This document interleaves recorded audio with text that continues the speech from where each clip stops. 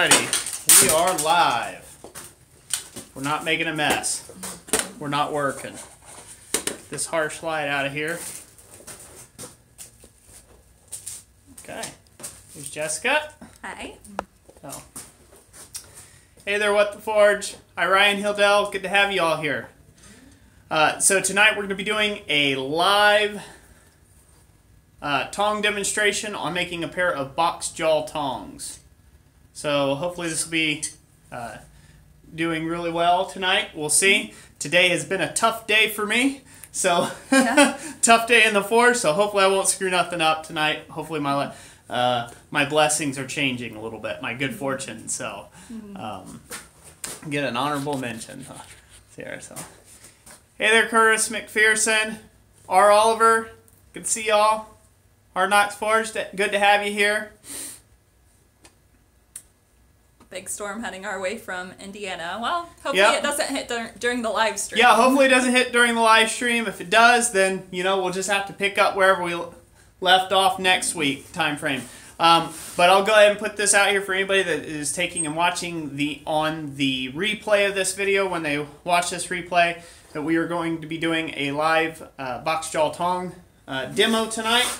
And we are going to be giving away these beauties for whoever entered to win them in the last live stream. So, yeah, I love the apron too there, Lynn Blacksmith. So, I had a guy by the name of Chip Brown make this for me at Brown Cow Art. So, yep, he does a lot of custom leather stuff. Yep, box jaws, next thing to make. So good. Josiah Grin, how you doing? Corey Shire, great. We're doing great. Good to have you here. So, yeah. We're going to get started, I guess. Okay. Especially if there's supposed to be a storm heading our way with lightning and thunder and stuff. Safety glasses deployed. Good. Safety glasses deployed. So Jessica's going to flip you on around here. So. Alrighty. Alrighty. Alright, there we go. There we go. Sorry for the shaky camera. Jessica should be talking. Okay, hi. There we go. Alright. Alright, let's get it flipped around. Okay. You flipped around? Yes, it's facing you now. Alright. It is 7 o'clock here in Ohio. Yep, 7 p.m. Eastern time. Okay. You have to look down at the camera. So, all right, we good to go? Can they see me? Yep. Am I in focus? You are in focus. All right, get back there. So, what we are going to be doing tonight is we're going to be going and forging these box jaws. So, I'm going to show you some of the parts that have already been roughed out. Like I always do, I start with a piece that is about 10 inches long by 1 inch wide by 1/4 inch thick, flat bar stock. This is how I make a lot of my tongs. I don't make all my tongs this way. Sometimes they require heavier bar stock, but just for general forging tongs, this is my go-to stock size I use. So the layout marks was, pull this out, find out here, do a measurement, if I remember. So 2.5 inches in from the end of the tong, I made 2 dots. That's where the reins are going to be drawn out from. And I've already pre-done that on these. And then I made a mark that was 1.5 inches in from the end. And that provides where I'm going to do my set downs. Both in this jaw and in this jaw here. Can everybody see that okay? Mm-hmm. Yep. Is that all in shot? Yep, it is. So I've already roughed out that, but that's how you start with it. So everything else gets drawn out from there. Any questions on that? Not yet. Not yet. Wait for it to load up. Yep. Let's see about your apron. They said, can we get a full shot of the apron? So maybe if you just step back a little bit. Okay, full shot of the apron. There you go. Okay. Yep. I'll point it down a little bit. There you go, guys. Yep. Voila. There's the front. Let's see the straps in the back. I'll turn it around. Turn it around. There you go. That felt really revealing. So, anyways, I've come undone. Oh no. Excuse me. Jackson Kotler, he says, can I do a woodworking of your emblem? Yeah, I don't see why not. Just post it to me, send it to me. I'd like to see it. So yeah, tag us on Instagram. We're working on it. They say awesome apron. Awesome, thank you. No. Okay, so in other Tong videos, I've just forged down this offset here. There's nothing magical about that. It's just like every other Tong video I've ever done. I'm just forging that down, and we want to go down to about half the original parent bar dimensions here on the 1-inch side. We want to take and forge that down by half, and this here is approximately about 2.5 inches long or so. Okay? So that's there, and you can let it grow in thickness a little bit. This other piece, we took a piece of 1/2 inch round bar stock. I had a piece in here that I was going to bend and show you all this. But we took a piece of 1/2 inch bar stock, not hot of course, and we brought this out hot, and I went ahead and forged that down. I'll have a full video tutorial on this later at a later date, but I ran behind today, so you'll have to forgive me for that. But pretty much I forged that down over a piece of 1/2 inch bar stock, and that's going to provide that offset. Now what we're left with is a piece that is just a fuzz over 1 inch square cube of material, and we cut down through most of that, almost about 1 inch, so about 7/8 of an inch long of a cut, a slot here. So if that makes sense. That is going to open up out into our box jaw portion of our tongs. So tonight, I don't need to do this bit. This bit's pretty much done. There'll be a little bit more to do on this, but we're going to go ahead and start with the tough part, which is this part right here. So the very first step in this process, we're going to take and heat this up, and we are going to spread this slot open a little bit. Can everybody see that? Yep, it's in focus. All right. Questions, honey? Comments? All right, yes. How's everybody doing? Let's see. It sounds like everybody's doing good. Cheshire said he's going to go hop in the shower. He said don't do the giveaway without him. So, yeah, Cheshire, normally towards the end, it's 1.5 to 2 hours in, somewhere in that range. So. All right, Cheshire, you better scrub the cat and get it out here, buddy. Hurry it up. You never know when we might give it away. Uncle Buck's Forge is here. He says, hi, everybody. Can't stay long. He's waiting for his wife in the Hobby Lobby. Hey, Uncle Buck. Good to have you here for as long as you are, buddy. Let's see. Mike Bosley's here. He says this is his 3rd live stream. Awesome, Mike Bosley. Good to have you here. Let's see here.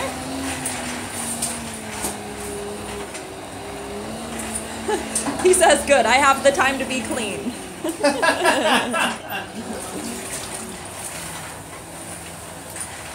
Good evening, John Colley. Hi, Party Mafia. Nice to have you at your first live stream with us. Good to have you here. John Coffey says he has a new grandson born this week. Hey, that's awesome, John. Glad to hear it for you, Val. Congratulations. Sarah and Mike G, yes, last week's winner got with us, and so both of the tongs we gave away last week actually went to Canada, so they should be on their way and arrive in a week or whatever it takes to get to Canada. Yeah. That's pretty exciting stuff. Tectronmatic says, Cheshire, get your eyes off my tongs, LOL. There'd be a lot of people competing for the tongs. They are. Oh. Jackson says, what are the most essential tongs? The most essential tongs, I would say, and this is just purely my opinion, I like bolt jaw tongs. So, just your standard bolt jaw tongs. They hold round, square. You can make these nibs just to hold flat stock. You can do anything pretty much with bolt jaw tongs. And they allow this extra space in here that I'm always finding handy in my work. So if you've only got one pair of tongs to buy, I would get bolt jaw tongs. That's my recommendation.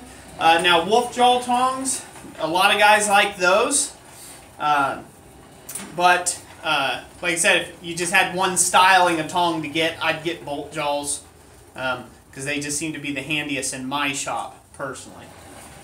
All right. Getting ready to move to the anvil. Yep. Still need a minute. We're good to heat. Alrighty. Oh. Alrighty.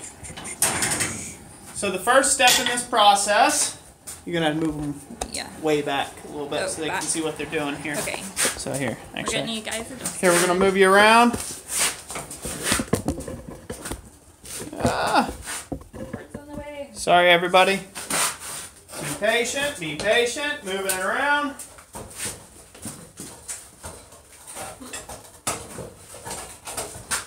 All right.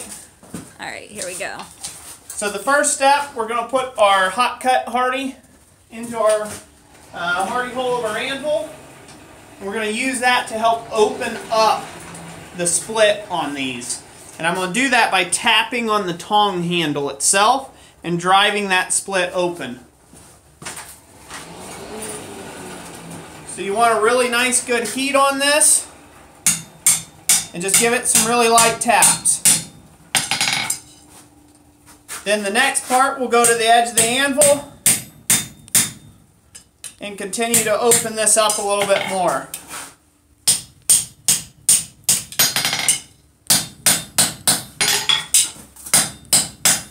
Can everybody see that okay? You can bring it up a little closer. There you go. Yeah, there we go. Okay? So all we're doing is opening that up there. Now these are different than another pair of tongs I've made in the past, bolt jaws wise. But I've been on a kick of trying to see how many different types of tongs I can make out of 1/4 inch by 1 inch flat stock or 6 mil by 25 mil flat stock.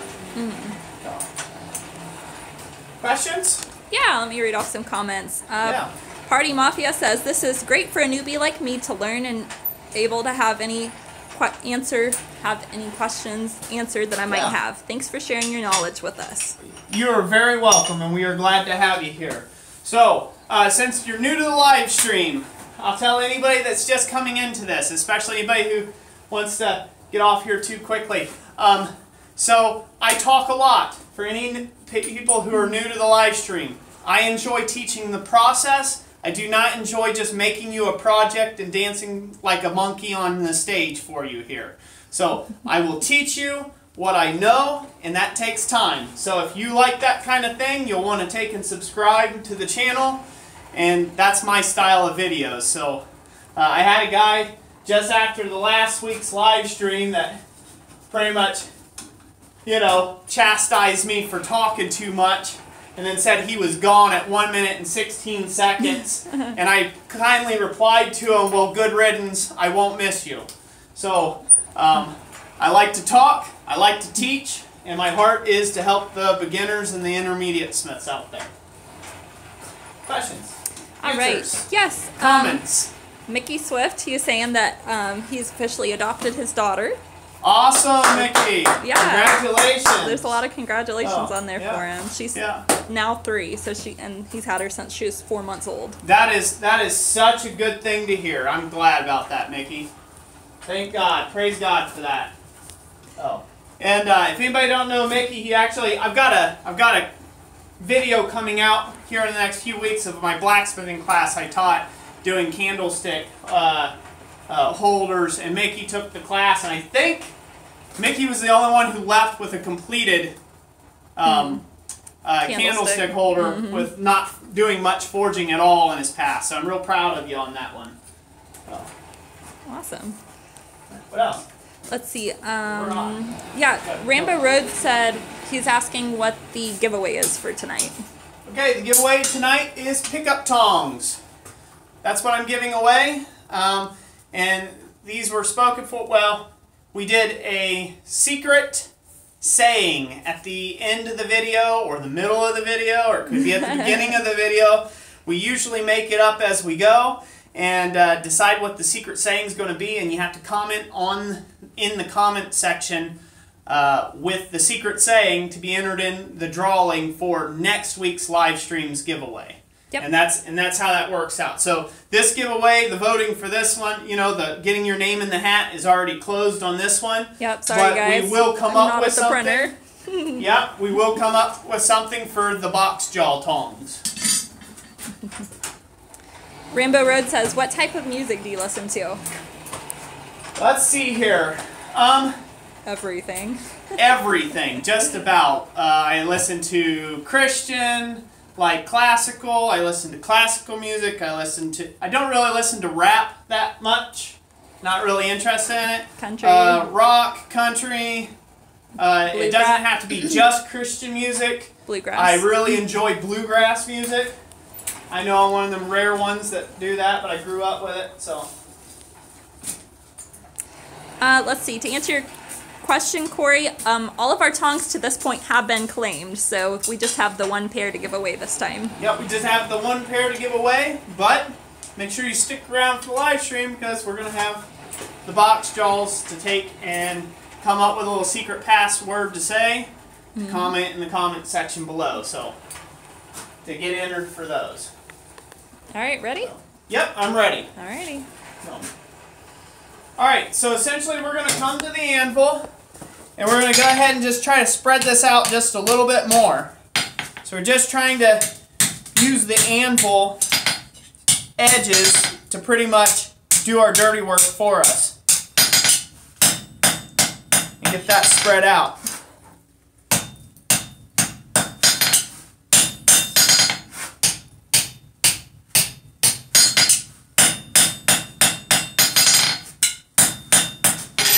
Just like that. Does that make sense? So we essentially got a Y shape. Now, this is where I haven't had proper prep time. I would probably leave a little bit more mass right in here. I would leave a little extra, maybe come out an extra, maybe 1/2 to 3/4 of an inch that way. And then, you know, don't cut so far back towards our transition here. But no prep time, we're going to work with it the way it is. Any questions? Yeah, Rainbow Road asked, can you make a kukri? And I'm not sure if I pronounced that right because I've never heard of that before. So Rainbow Road, I do not make knives, weapons, sharp pointy things, anything of that such, short dribble gravel. I am an ornamental smith, professional smith, been doing that for coming up on 10 years, and I make pretty things, not stabby things. Let's see, there's a question about the music. Let me scroll back a little bit. What the Forge says, do you like Michael W. Smith or Jars of Clay? Not good on names. I do like Michael W. Smith. I think I've heard some of Jars of Clay stuff, so. Yeah, he just kind of lets it play through Pandora. Yeah, I just, whatever plays through Pandora, that's what I listen to during the day. Oh, a certain Corey Morris says you need more metal. Yeah, he would say I need more metal. Let's see. Corey Morris is a friend of mine, and he's a real big metal guy.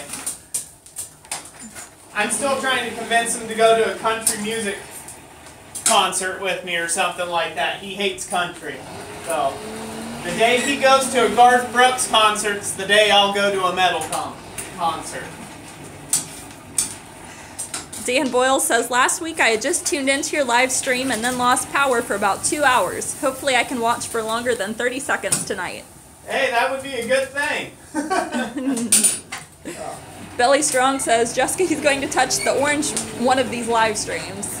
How you're always pointing at the orange metal. Oh, yeah. Probably will. Yeah, probably. You'll see my fingers smoking if it does.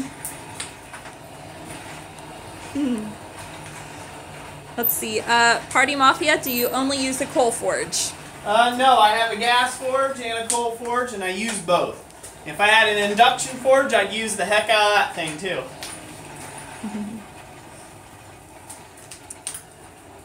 Is it hot? Yeah, I think, well, we got a little more heat. Another moment? Okay. Yeah. Alright, let me see what else we got here. Let's see. What else we got? Welcome FFC Rick. Hey, good to have you here. Let's see who else we have in here. Evening Herb Page. Ben Tube says, stabby things can be pretty. Not my kind of stabby things. So, I'll stick to the ornamental work. Leave all that hours of grinding for someone else. You know, I say that often. I said the biggest reason why I don't like making knives or anything like that is because all the hours of boring, monotonous grinding work. But then, anybody knows me, I make really high-end copper bowls that are like super highly polished. So I still get hours of grind work there as well. So I guess just blades don't interest me, so for the most part. One of these days I might play around with making a blade, who knows. I'll shock the whole YouTube community. It'll be on trending. Brian Neely says 5 people in the comments will be screaming your hands on fire before you notice. Probably, yeah. And it'll take Jessica a whole minute and a half to figure out why everybody's yelling out that. So, all right. Okay. So now we're going to go to the far side edge of the anvil over here. Hopefully this is in shot. Okay. Right, so we're going to go right over here. There we go. Okay. We're going to go to the far side, and we're going to take half of that material that we've turned into a Y now, and we're going to set it over the edge, and we're going to bend it down. We're going to try to get a right angle bend on it if we can.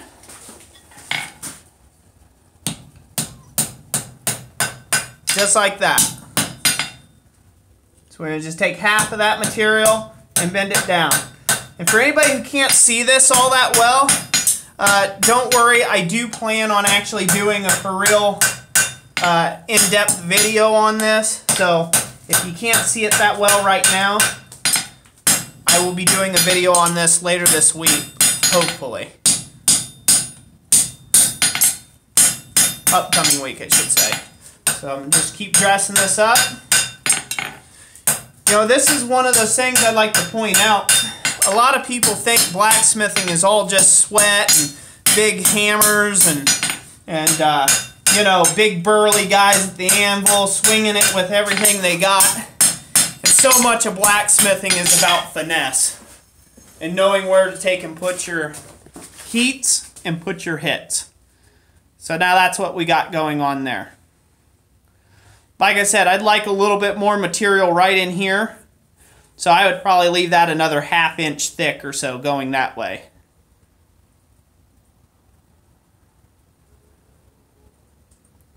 Hey, Paul's Garage is here. Good to have you here, Paul. So there you go.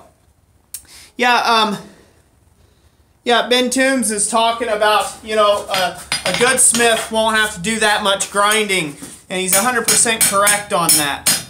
I'm a big believer of forging something to finish at the anvil if you can.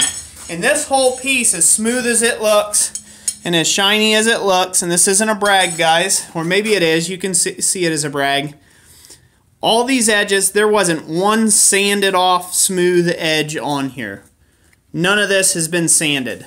This is all done with hammer and anvil to finish it up.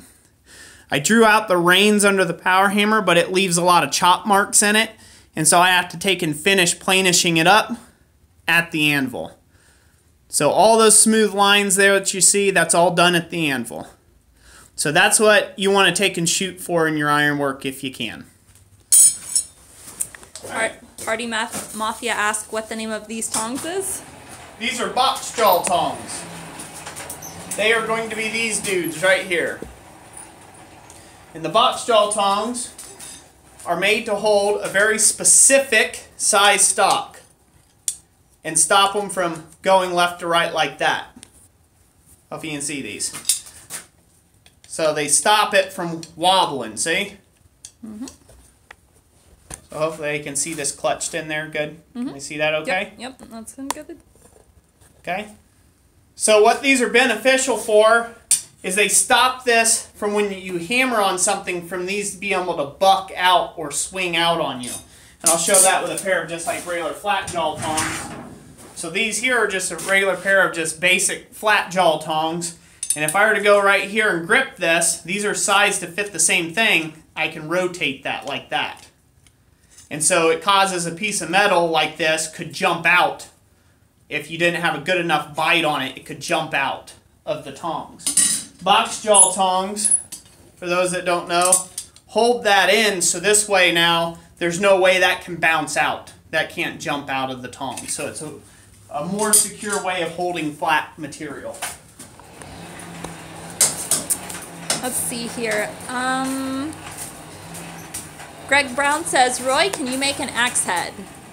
Can I make an axe head? I have done that before in the past. Not really an axe head. I've done tomahawks before in the past. I did have one axe head I was working on with a friend of mine. But he had some family health issues and stuff, so he kind of took that with. So I don't have that. I don't have a finished product on that. Yeah, an axe head is a fairly simple form as far as the forging process of it. The grinding and the geometry of it, now that's a whole nother story. But the form is a fairly simple thing if you start with the right amount of material. And if you like that sort of thing, the best guy to watch on that is, I'll put a plug in for him, is Liam Hoffman. He does a lot of axes. And, you know, he's kind of got his process dialed in for his axes. They're a little bit on the rough side as far as finish work, for my concern, but that might be his kind of aesthetic. But they, I mean, that kid really kicks them out. And I call him a kid because he actually is a kid. I think he's like 19 or 20 or something like that. I don't pretty young. Yeah, I think he's like 19 or 20. So, you know, I want to speak on that for just a second. So, for anybody who doesn't know the kid, his name's Alex Steele. He's over in the UK. I'm pretty sure most people on YouTube know who Alex Steele is. You know, he kind of catches a bad rap sometimes because he's a bit cocky, you know, and stuff like that. And, you know, what we should celebrate with young guys like that are being successful, I guess he just had his 20-year-old birthday, you know. What we should be excited about that is the guy's not out doing drugs. He's not knocking up women. He's trying to make a good, honest living for himself. And he's trying to have fun doing it. And that's something that should be applauded. And any young man out there that's taking up the craft of blacksmithing and choosing to do something different than what this world offers a young man these days, their praise should be shouted from the top of the rooftops. And that's my wholehearted opinion on that. So, you know, guys like, you know, where I see younger guys that maybe I like, yeah, that's a little rough, or maybe he could do better, or this or that, which I'm sure there's plenty of older guys out there that see things that I could do better. You know, be an encouragement to somebody today. Jessica's laughing, so. I just have to read Paul's comment. He said, and his hair has great lift, so there's that. What's that? Alex Steele's hair has great lift. Alex Steele's hair has got some great lips to go with it. Lift. Yeah, it's just hair has lips. Lift, yeah. Lift, yep. Lift. I thought it was lips. I was just picturing like a pile of hair with some lips. Okay, I was laughing for completely the wrong demented reason. I apologize. Oh, well. Let's see. About Alec, though, Greg Brown had said, thanks, Roy, good point. What the Forge said, Alec is great. Party Mafia said, amen. And BJ Water says, agreed. Yeah. Paul's Garage says it goes straight up like it's anti-gravity hair. Yeah, I think he does that. If Alex Steele were to take and cut his hair off, I'm pretty sure he'd lose about half his subscribership. You know, there's got to be something with that hair. I've thought about it. Thought maybe I could do something. But then again, no. You like your hats too much. No, I like my hat. I'm kind of like that old man before my time, so. Let's see. There had been some notes in the comments asking if we had any pets or shop pets. Pets or shop pets? Nope. Not anymore. We used to have a cat. But. Yeah, I don't have enough time to really. Pets are a big investment of time, and I just don't have enough time to keep a pet. I'd be a bad a bad pet owner, so I don't keep any pets for that. So a few mice, yeah, I'd say a few mice. Yeah, a few mice.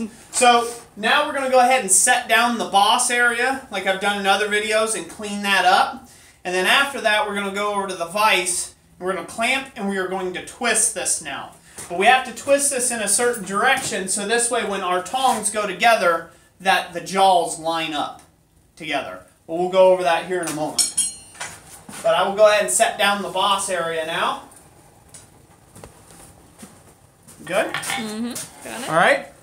So once again, like in my other videos, I find my punch marks. If I can just not miss them. And I set down the boss area. And as you can see, that's going to create me some reach issues.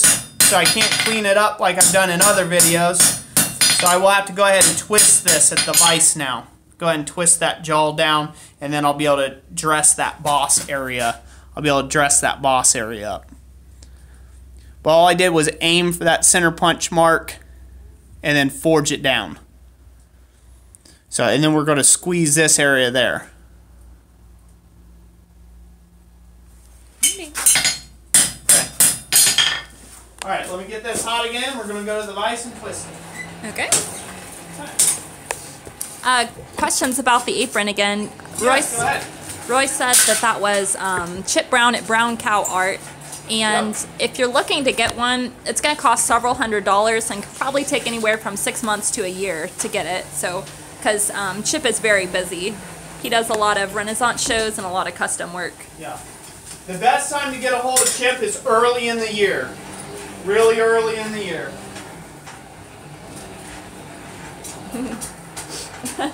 M.N. Picker says, Borax is going to fall, better tell him. Gotta watch out. There we go. Thank you. Good call. He fixed it. Oh. You want to point him back over here and tell him ready? Yep. Or? Yeah, I got him over that way. Okay. No, we haven't. Backside now? Yeah. Alright, what else? August Ashes Forge says, I released my first video, although it's not about blacksmithing, but those are coming. Well, awesome, August. Glad to hear that. Oh.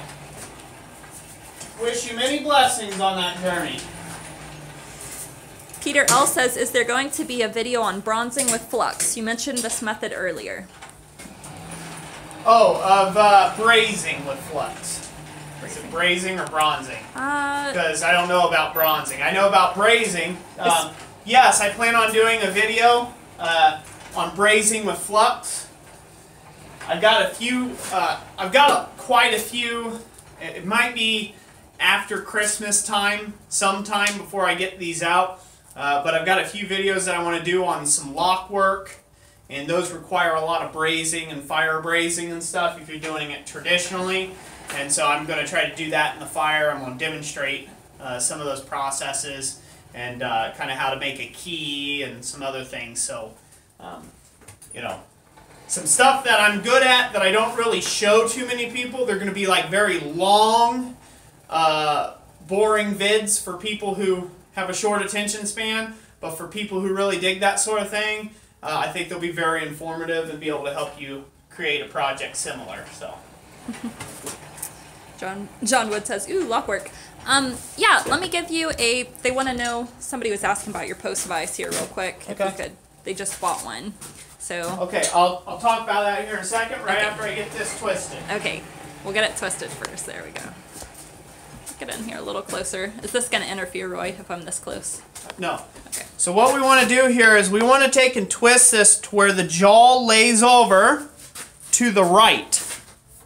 Okay? We're going to grip it right past that little nub area. Okay? And we're going to turn the boss area to the left.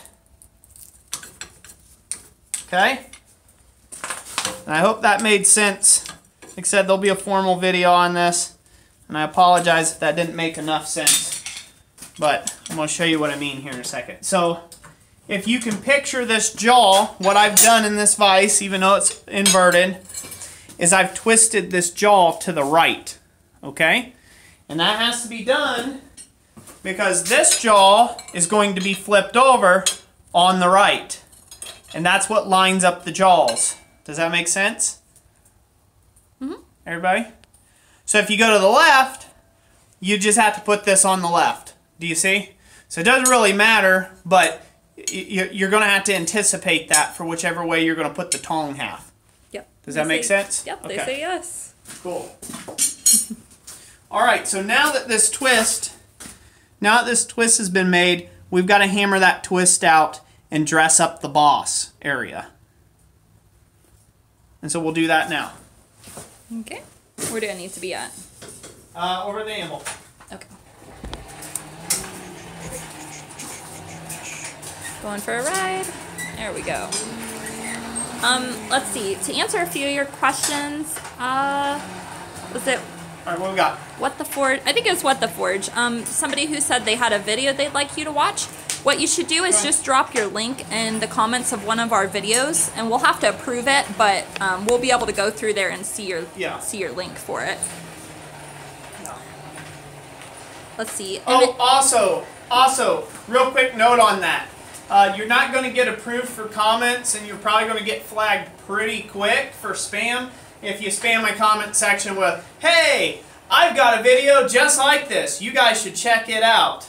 That's kind of just rude to do on another creator's platform. So, always ask first. That's the best method. And if I can review it first is the best way to do it. That way I'm more than happy to share other creators around. I don't want somebody dropping a porn link on my comment section and I don't check it over because I think I know the guy. So yeah, said it's him making a set of his set of tongs. Okay, yeah, that should be fine. So it'll flag it when it comes through, and I'll just have to watch the video, and I can approve it in whatever tong section. But alrighty, sounds good. Yep. Are the tongs ready? It's getting there. Getting there. Okay. So one more. We got time for one more. Alrighty. Zach Grogan says, Roy, when I do my historical blacksmith demos, I refer all the kids who want to learn the trade to your videos. Not Alex, because you can actually learn something here. Well, I greatly appreciate that. Thank you very much for referring them to me. I hope I wasn't just the runner-up for information there. But I do appreciate that you send people my way. I like teaching. So. And one other thing, do you follow Chandler Dickinson at all? Says Manga12. It's manga. Oh, sorry, manga. Not manga. Sorry. But anyways, yeah, manga. I do follow Chandler Dickinson quite often. Well, whenever he posts something, some of his videos are a little long. Like when they're on blades and stuff. Like I said, that's not really my interest. So I don't watch too many of those. But I kind of watch a lot. I've watched a lot of his ornamental stuff and things that he's tried to do before, like the tree railing project. That was pretty neat. Oh, all right. To the anvil. Yeah, so just be splitting the difference here. Okay? All right. Because we're going to be working the difference. All right, so now we're going to flip the tongs over and we're going to work the jaw area down. And then we're going to work the offset area down. And this is just like you would do a regular pair of tongs, essentially. Just straighten this up. Yeah, I should have gave this just a little bit more meat. That's okay. These will survive it. We'll call these lightweight tongs. So all we're doing is just getting this straightened up. Got that area dressed out. Provide our offset and dress our boss. All at the same time.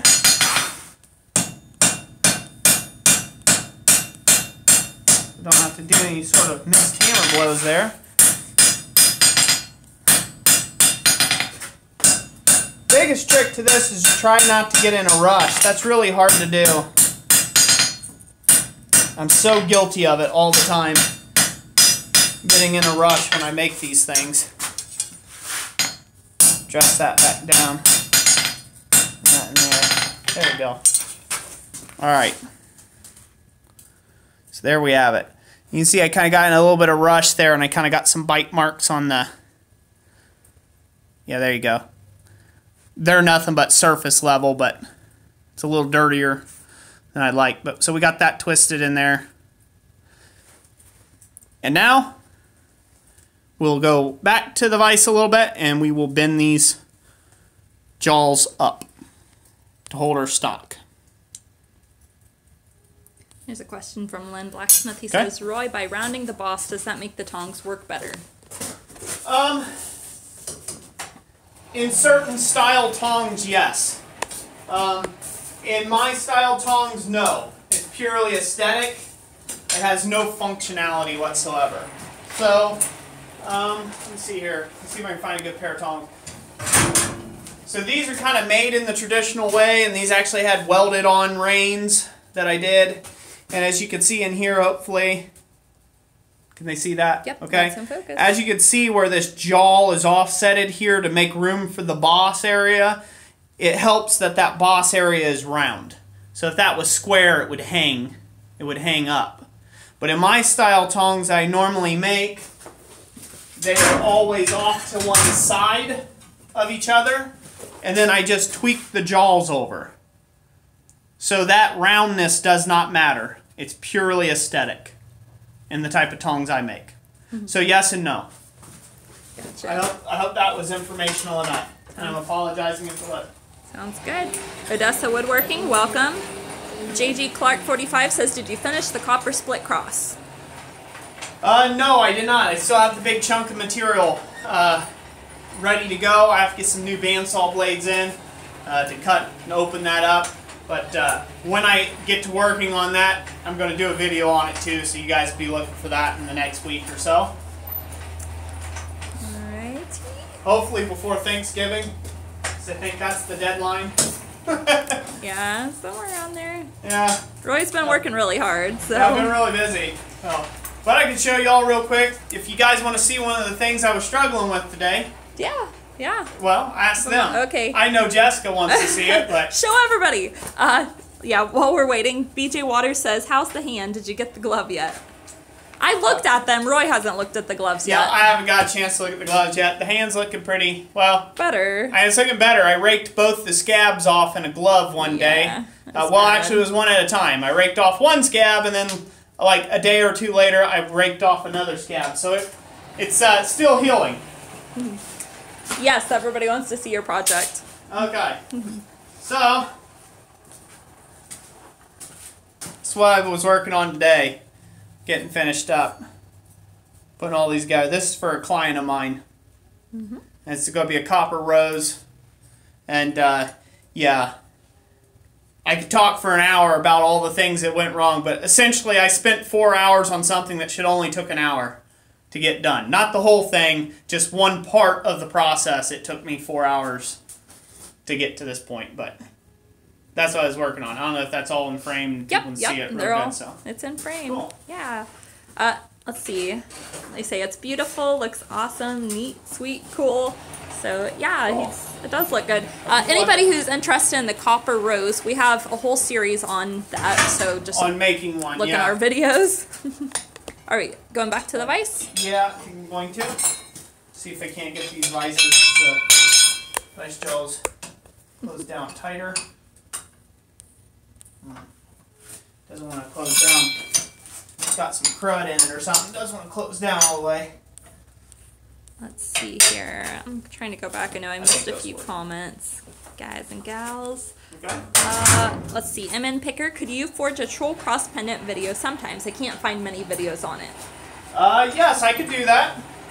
If you just remind us again, just leave us a comment that you would like to see that in a video. Leave it in the replay section of this video. Okay. Whenever you get it on the replay. So. Alright, so we got this jaw nice and hot. We're going to come right here to the vise. Preferably this vise would be tight, but my vise is not wanting to tighten up right now. But we're just going to use the jaw of the vise to pretty much allow us to bend our nibs up. Okay? And then we're just going to come over here to the other side, about the same place, and bend our nibs up, just like that. Voila.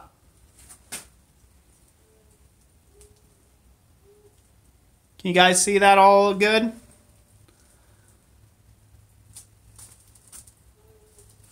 This might be. Looks like it was clear. Okay.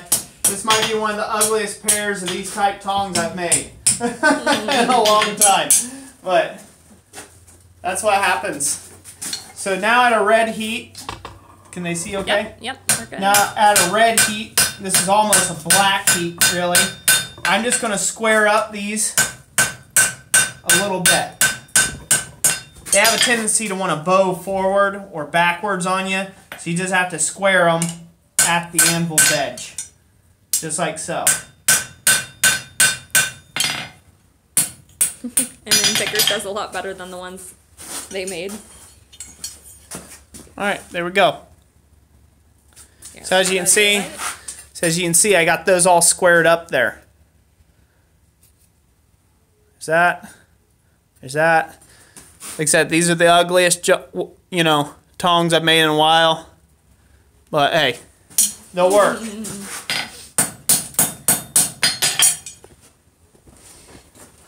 Heat them back up again? Alright, yep, now we're going to heat them back up again. So, you might be asking yourself, well, how are you going to grip? How are you going to set these and adjust these? This is really easy. It's not that difficult. It just takes a little bit of time. I don't know if anybody can see that. There you go. But you can see how that has like gap in there. All it is a matter of heating these up to a really nice heat and then just kind of hammering on the sides here. Just hammering right there on the sides. Okay? So that's what we want. We want to take and just be able to hammer that down and just grip the stock like that. What that'll do is that'll close up this crotch area here a little bit, or it'll upset back into it a little bit, and it'll hold the material. Gotcha. Everybody got me? Yep. And if you're going to do that, you want to do that before you assemble the tongs. You want to set it and adjust it to the size material you want to work with before you assemble the tongs. It's way easier, trust me. Way, way easier. Manga 12 says, have you ever used forged powder tool steels? Forged powdered tool steels? No, I've never forged powdered tool steels.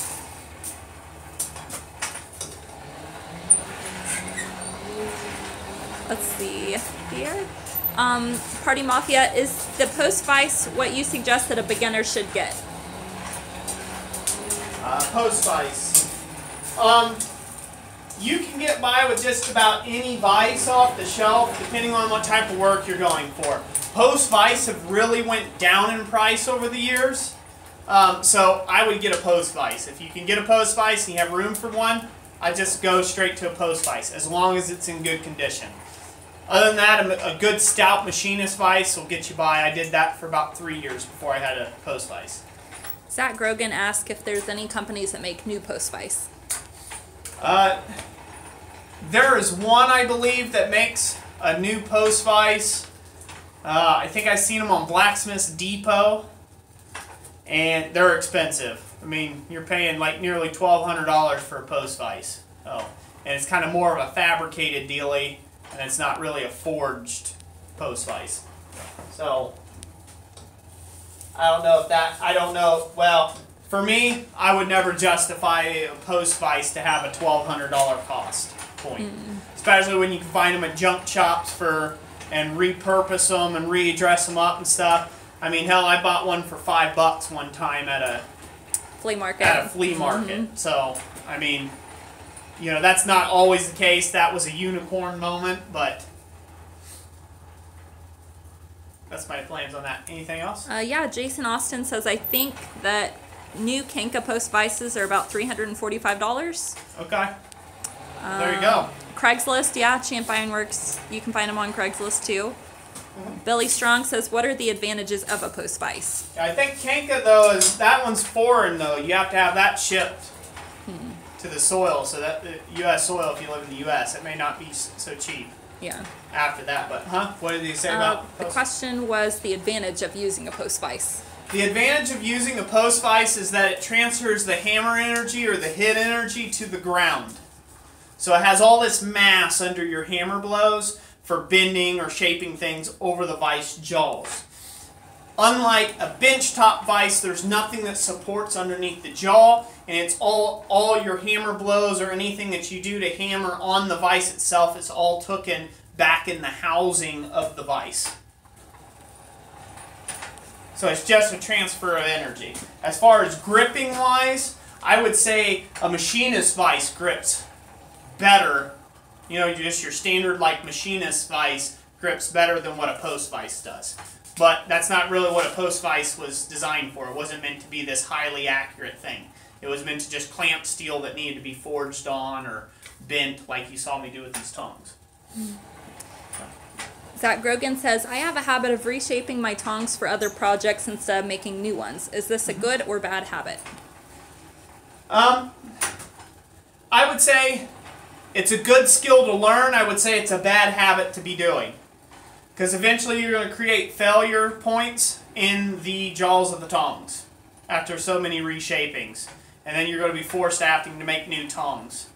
Not only from that perspective, it's a bit annoying. At least it would be very annoying in my shop to have to reshape tongs every time I wanted to use them for something new. So, but then again, I'm also speaking from the position of having a power hammer and having presses and things, having a press and a power hammer and things like that. So, you know, the operations like drawing out the handles are a lot easier for me to do versus guys who don't have power hammers.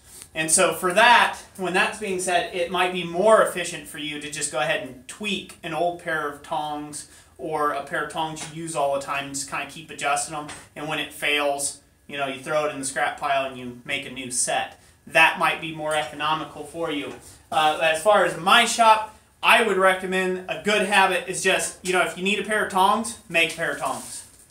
Hence the wall behind him. Yeah, hence the wall behind me. If you need a certain size tong, make that certain size tong. You always have that tong available then to you for any other project that you undertake. And you can start your own whole collection of your own handmade tongs. You build skills, like being able to take and accurately lay off material, how much volume it takes of material to create a certain size length of something. You gain a lot of skills through making tongs. So that would be a better habit to get. But if you're on a time constraint, I can see where that wouldn't be handy for everyone. All right, we're ready, hon. Okay. This thing's hot. Alrighty, let's go. And you can, after I talk about this a little bit. Okay. So. All right, so what I'm going to do here is I'm just going to start squeezing these in a little bit and just turning them up and then turning them down. And we're just going to take and compress this until it can hold 1-inch material. Now I've already went a little too far there, but that's okay. I'll take another heat on this and stretch these back out a little bit. But we're going to just tap in the corners. This is the hardest part, is the fitment to the steel. Once you get the fitment to your steel okay, then you're alright. But we'll take another heat on this. I went a little too far with this. Once we get another heat on this, we'll get this in here and get these boxes biting correctly. Any questions on that? So essentially, I turned it up on end, I hit it, then I laid it to where the jaws were flat on the anvil, and I hit it from this direction, back to this direction, back to that direction, back to that direction, so on and so forth until you get them tightened up. Okay. And those are lightweight hits. Any questions? All right. Questions? Yes. Cheshire, go ahead. You can shout out your question. Let me read through here. Like Chandler Dickinson says, need a tool, make a tool. Yep, that's a good philosophy to live by. Let's see. Mark S says, I'm in rebar tong wonderland. Well, that's good, Mark. Let's see. That's how we learn. Or Paige says, rather than draw out the reins, have you ever forge welded stock to jaw sets to form the reins? Yes, I have. I did these. These are forge welded. These are forge welded. Those are all done with forge welds. Mm-hmm. That's one video I hope to do. That's a good way of doing it, especially if you don't want to draw out the reins. But that also requires you being fairly proficient at forge welding. Otherwise, you got a pair of tongs that keeps cracking and breaking off. Questions? Let's see. Gunnar Gross says, have you seen Big Dog Forge? Yep. I am a regular subscriber and viewer of that man's channel. In fact, he is one of my favorite YouTube blacksmiths on YouTube to watch. I really enjoy Tim's content. Cheshire asked me what it's like to have a blacksmith for a husband. I'm an ornery devil. Well, let's see. When he did HVAC, I got to see a whole lot less of him, so I'm thankful now that I get to spend time with him, and he's around me and the kids quite a bit. Wow. And yeah, go ahead. Yeah, you can keep talking. Go ahead. Okay. And you know, sometimes he comes in with these really awesome projects, and it just blows my mind that he was able to make something so beautiful. And the other benefits are that, you know, sometimes I get, for Christmas or Valentine's, I'll get hand-forged projects. Like, he's made me a pot rack before for Valentine's Day and things like that. So it's pretty awesome being a blacksmith's wife. Plus, I'm incredibly good-looking. That too, She yes, forgot the incredibly good-looking. Can't forget that. Although, it's you in general. How old are our kids? They are 3, 5, and 7. And no, they don't come in the shop often.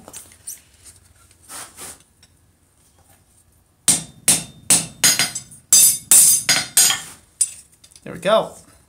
Do you want to see what you're doing to fit the tongs? Yeah, so all I'm doing here is I'm just holding these, pressing these against my leg, and then using the bar stock to hold these down to shape the nibs a little bit, to hold the actual material that I want to hold. So you don't want to fit these too tight because you got to remember this is going to shrink. This material is going to cool down, and when it cools down, it's going to grip tighter and tighter on something. So that's all I was doing, just pressing this against my thigh and then hammering down on these to get these to close up on it to the right thickness. So there we go. Just like that. Mm-hmm. Questions? Yeah, a few about our kids. If you plan on teaching them smithing in the future, or only if they have an interest? Mainly if they have an interest. If they have an interest, I'll teach them. If they don't have an interest, then no. I have no interest in them being in the shop. You know, it would be my hope that one of my kids would love to take over when Daddy's dead and gone, or too old to smith anymore. That would be great. But I'm also a firm believer in doing what you're passionate about. So I don't believe in putting a yoke on my kids and saying, hey, you know, this is what you're going to do for the rest of your life, or you got to take over my company. I'm very cautious about how I talk to my kids about that, you know, because kids can feel quite obligated to their parents to do whatever it is the parent wants them to do with their life, and whether that's actually good for them or whether that's actually what God would have gifted them at or not. So long answer for a short question, but it's my hope that one of them will want to take up the mantle, so to speak, but I won't be sad if they don't. Let's see, Champ Ironworks said, good beginner project that the kids love is Polar Express sleigh bells. Hey, there you go. Zach Grogan says he lets his 3-year-old hammer on dual red material all the time. That's awesome. See, Tetra and Maddox says, I've had my 4-year-old daughter forging small hooks and she had a blast. Cool. So I've got to do a little bit of I've got to do a little bit of correctiveness to this, so I put in a small steak anvil into Olga there. We're just going to call the steak anvil Olget. There you go. For the smaller anvil. Mini Olga. Essentially what I've done is I've accidentally curled one of the jaws like this, kind of like into a C shape. So I've got one straight wall and I've got one kind of curled here. So I just need to straighten that out. You could do this over anything, any sort of square mandrel that you can slip in there and get a good bite on. But you can't do it over the 1 inch thick material, the 1/4 inch or 6 mil thick material. I need something a little wider than that. So you could just do it with like a 1 inch square block or something like that and do the same thing. But I've got a little steak anvil, so that's what I'm going to use. And this just allows me to get in underneath that little hook and straighten that out. Any questions? Yes, Scott Elliott just got tuned in. He was asking what he's missed so far. 20 minutes of fun. An hour, actually. An hour of fun. Yeah. Holy cow. Man, I need to hush. I need to hush the phone. Get on this. Let's see. Kevin Bunch says, what type of punch do you use for the rivet hole? So, I usually just drill them. I find that to be way more accurate, a lot less hassle and stress. If I do a punch, I do a 1/4 inch punch or 6 mil round punch. So it's 6 mil on the end or 1/4 inch for everybody here in America, and then I just drift it to size from both sides using that same punch. What else, huh? Let's see. Donald Roberts asks, is Jessica going to forge anything on video? Husband-wife team. We've talked about it a little bit, but not seriously. So, yeah, 75 watching. Yeah, that's her subtle way of saying no. I've lived with her for a long time. You guys wouldn't learn anything from me. I'd be the novice. Beautiful. All right, we've got those done. I just had to do a little correction there, but it's no big deal. These jaws are done now. Nice and square on the inside. Just like so. So that there is the hardest part. So now, we're going to do the other half, and there's a reason why it's so long. Because I like to take and get a little bit of arch into this. Now, this is a little longer than what it needed to be, so I may cut a little bit of that off. I don't know. We'll see how it bends around. But we want this top jaw to be able to take an arch up. And this is how I make my box jaws, is with this inner arch. I have found that to be very handy. So let's say you got something like this, and you need a grip on it. It's so much easier to have that arch in there. See? You can allow it to grip around stuff. That's not the best example, but it can grip around certain items that you otherwise wouldn't be able to fit around. To have that arch in there. What's up? What the forge, he says. I think it'd be fun to watch Jess learn to forge something. Who's with me? Probably a lot of people, huh? Probably, yeah. Let's see. Lynn Blacksmith says, yeah, I like the idea of the arch and the tong. Manga 12 says I could be your striker on a large item, perhaps. I have done that a little bit, yeah. Yep. Long time ago, I did some dragon wall sconces before I had a power hammer. I did it out of 1 inch square material. And I forged dragon faces, and I drawed out a lot of material, turned it into a scroll, and they were like candle sconces. And yeah, so I had to have her and my dad help me strike on that one. Yep. To draw those out. That was a lot of work. Yeah. And I still ended up doing most of the drawing out. Mm-hmm. But they were a great help. What's up? Let's see here. Step off camera and get the coffee here. Go ahead. Go grab your coffee. Let's see. Christopher Bushore. he says, I agree that there are many options for our children to push them to what we all do. You guys are teaching them and allowing them imagination and passion to drive them. Exactly. That's our hope, anyhow. Yep. We hope that. Or where do we vote to get Jessica forging? I don't know if I'm going to get out of this one. There's too many people who want to see me forge something. Why not? I tell you what, I'll do a special video just for that. It'll be a super secret video that we'll release on Jessica. Secret.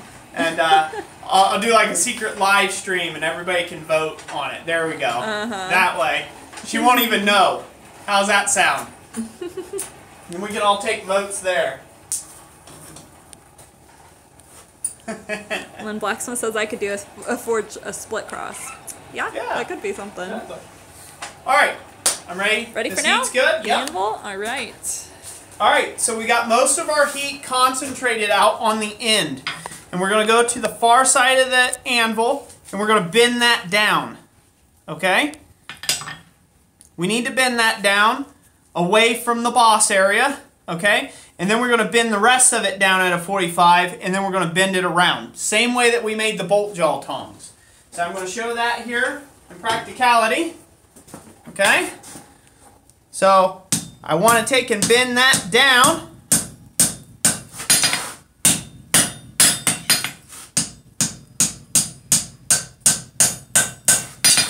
Doesn't like to bend hard ways like that, so just give that to you. Gotta thin that material out a little bit better.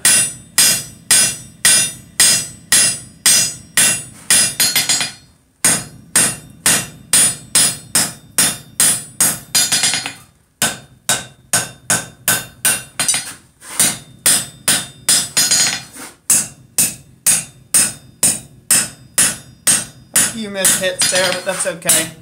We'll dress those up.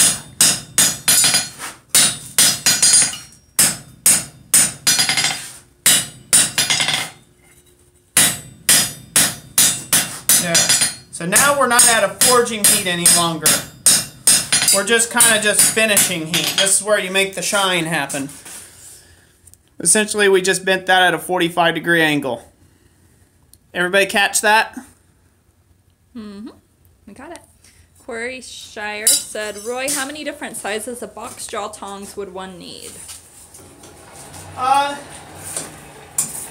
Once again, tongs are one of those things, you make them for your work. So if you're going to do, so let's say you have, like, you want to specialize in hammers, okay? Box jaw tongs aren't going to really be your friend there. They're not going to be very handy to you. So just having a small supply, so something that maybe holds 1-inch wide material, 1.25 1.5 inch wide material, and then maybe like 3/4 inch wide material on the days you feel like getting crazy and doing something really decorative and lightweight. That would be it for that. If you are a blade maker, it's whatever normal size stock that you would get. You know, that's where I'll say stuff like bolt jaw tongs. Bolt jaw tongs are pretty universal in their approach to just about everything. I mean, you can hold a knife blade with this, with just adjusting them a little bit. You know, you can do a lot of different stuff. You can hold on to flat stock, square stock, round stock. You know, a lot of stuff can fit in the grooves. So those are like the most universal when it comes to that kind of thing. So when it comes to box jaw tongs, they're a very specific tong. So they're locked into a set size. So for me, personally, the ones I use the most, I have a 3/4 inch box jaw tong. I have a 1.25 inch box jaw tong, and probably the one that I use the absolute most is the 1/4x1 flat stock box jaw tong right there. That's the one I use the most. This one, very rarely do I use. And then, you know, this one I use probably more than the largest pair, but I only have about 3 pair on my shelf. So that's, and I do a lot of ornamental work. I should probably have a lot more and like a lot wider sizes, but I don't work with really wide stuff that often. And if I do, that is easily manipulated with a pair of flat stock tongs for the most part, because it has enough mass. It doesn't like to jump too much. Now, if I was doing it under a power hammer, That'd be different. I'd want box jaw tongs that could really hold whatever material I was working with, or pass-through tongs like I made, or knife maker tongs. MN Picker says, about how many tongs total do you have? I don't know what we're up to now. I think I've stated before, I've got about 30 or so tongs. Let's see, Roy uses the green tape for when he does demonstrations and teaches classes, so he can easily locate his tools. Yep. So how many watchers we have, man? We are at 73 and 39 likes. Awesome, that's good to know. So if you're watching right now, go ahead and hit the like button. Yeah. We'll get it up there higher. We're not greedy. You just hit it as many times as you like. That's right. Oh, actually, if you want to share the stream around, that's another great way. Whenever I start a live stream, that's another great way to take and help support the channel. Because, you know, more people that watch the stream, you know, the higher it ranks in searches and stuff like that. And that helps the channel out overall. So, MN Picker said they have 4 tongs. That's a start. Yep. I'm sure you'll acquire and make many more. Paul Garage go quiet? Yeah, I haven't heard from him. Yeah. Let's see. Prescott Stoops Sorry, says, Devil. Prescott Stoops says he subbed tonight. Awesome. Good to have you. Thank you for your subscribership. Let's see, Cheshire, you don't have any tongs yet? Well, hey, tonight might be your lucky night. Yeah, if your name gets drawn. If we draw your name. Oh. Let's see, Brent Legg says, I need to build a coal forge. I can't keep my propane tank from freezing up on me now that it's getting colder outside. One thing you can do from that, if you don't want to take and build up a coal forge, I don't know where you live at, but you might try, if you're working on a barbecue size cylinder, you might want to go up to the next size up, like a 40-pound cylinder. And what I use in my shop is a 100-pound cylinder, and they don't freeze, usually. If you can spare the change on a 100-pound cylinder. Otherwise, coal forges are fun. Gas forges heat you better in the winter, though. Coal forge, you don't get too much radiant heat off this. So. All right, we're ready to go? Ready to go? Sure. Yep.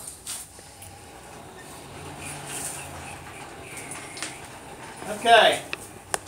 So now, just like before, we're going to go ahead and set down our offset area in the boss and round it up. As I've stated in the past, it's purely just aesthetic. There's no purpose for this whatsoever, so don't feel that you have to.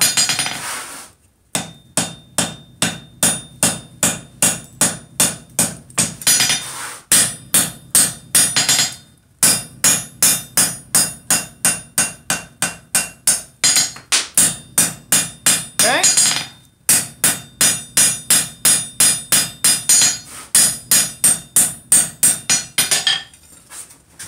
All right, this is looking oddly familiar, just like our bolt jaws. So now I'm going to take another really good heat, and just right in here, I'm going to bend that down, and then we're going to bend that around. Any questions? All right, yes, there's plenty. Let's see here where we can start. R. Brookins says, just getting started. I am building my forge to be just like yours. Cannot wait to heat up some iron. Okay, awesome. MN Picker says, how much coal do you go through in a week? That's hard to quantify. So,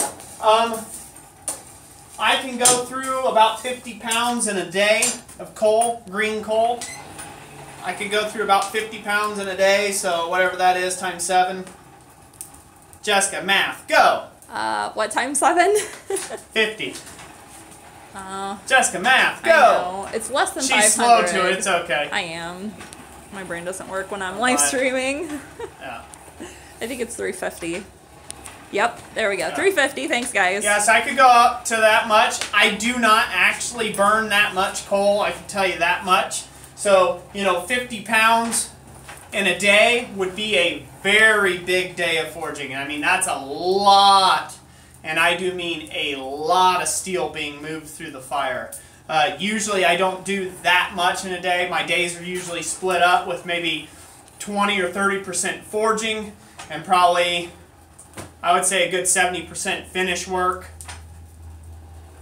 For the most part, I would say. I have a lot of finish work comparatively to forging work. If you're doing hammers or if you're big billets of steel, something hammer shape or long, big billet that you got to get really hot, you're going to really consume the coal in a day. So probably at max, I maybe go through maybe 10 pounds, 10, 15 pounds of coal in a day. Is it hot? Yep, we're hot. Good to go. Alrighty. Okay. So one thing I want to do here is I'm going to go ahead and thin this just a little bit more. I've decided that was a little thick for my purposes. So I'm just going to thin that out a little bit. Okay. And now we're just going to bend this over at about a 45-degree angle. And this I'm going to probably go, I'm probably going to go ahead and take this here. It's just going to bend this way. I'm probably just going to go to the horn with it, the very tip of the horn, and roll it more that way. I don't need as sharp of a bend right here, so I'm probably just going to go to the horn on the next heat and roll it gently. Alrighty. Ready for What the else? horn. Okay. BJ Waters, where do you get your coal from? I've answered this question before on multiple live streams. I get it from SOFA, Southern Ohio Forge and Anvil. They sell Pocahontas coal. It's a small bimutamous coal. And so it's just like these little small gravel-sized nuggets. That's where I get it from. Corey Shire says, do you prefer coal over lump coal or charcoal? Yeah, I prefer coal over charcoal. Or lump charcoal. So. Let's see. I just built my coffee can forge from your plans. No tongs yet, using a pair of linemans. Nothing wrong with that. Yeah, that's a start. That'll get you Yeah, forging. that's a start. I'm glad that those plans are helpful. Prescott Stoop says, dang, he just reached in the fiery forge. That happens. Yeah. You guys gotta remember to remind me if you see his hand flaming.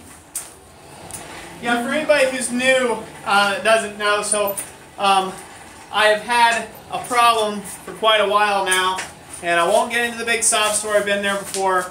It was from working with much too large of a hammer to begin with in my blacksmithing career. I didn't listen to the wise old sages, and I gave myself a real bad bout of carpal tunnel, okay?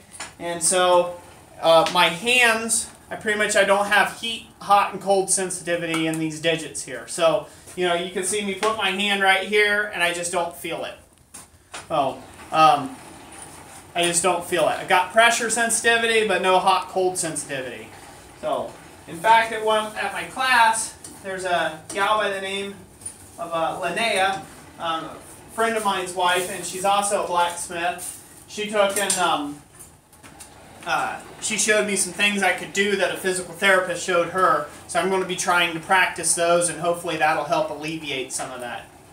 But really would never like to have surgery on anything like that. What up, man? Let's see here. We're getting hot. Okay, then just go for that.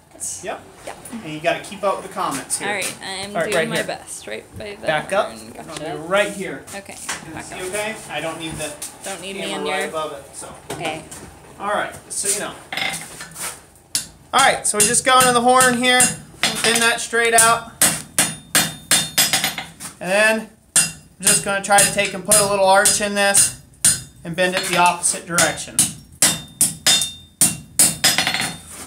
If you don't start with bending it the one way first, what ends up happening is the whole thing tries to scroll up on you. So, you know, you can't do that.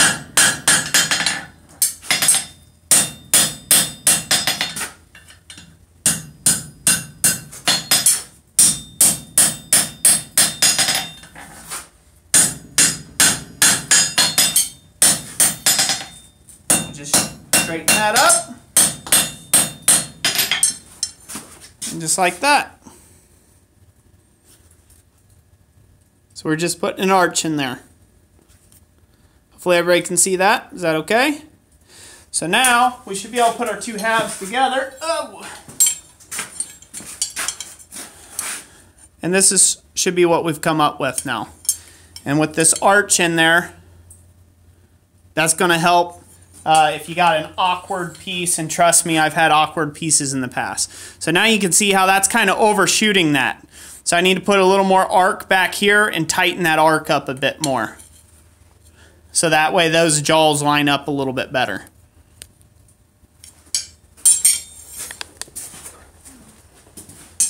Comments on questions? Alrighty, yes. Specifically questions?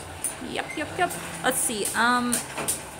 What do you recommend to reduce shoulder strain for total noobs? So, shoulder strain. That can go from just, well, that can come from a couple different things.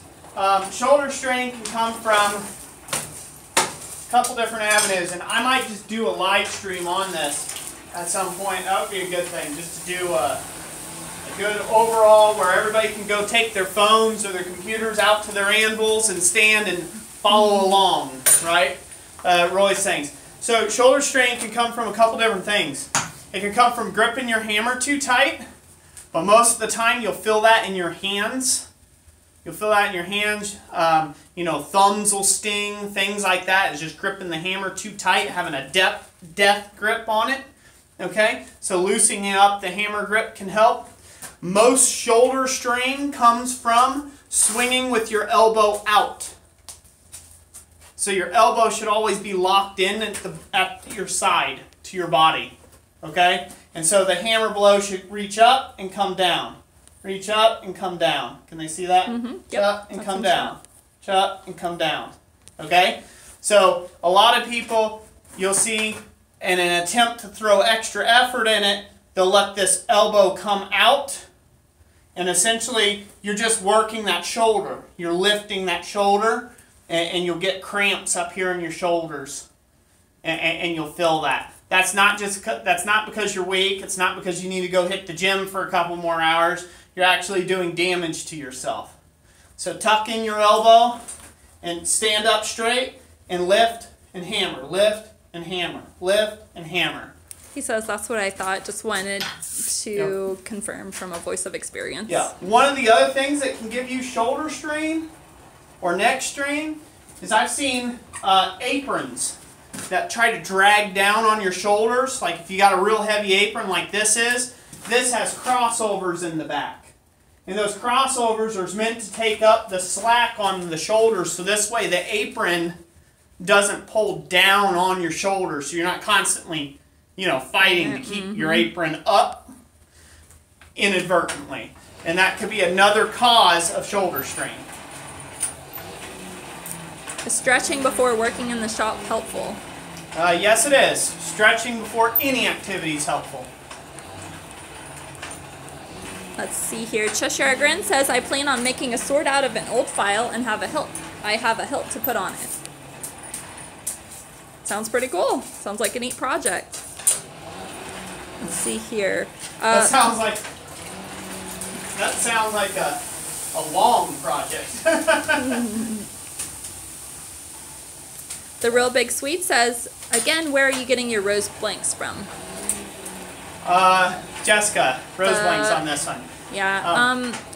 Let's see. The copper ones he made himself. Yeah. But the steel ones on our videos where we did the series on doing forging a rose, there's a link down and below on that one. We had got them on eBay.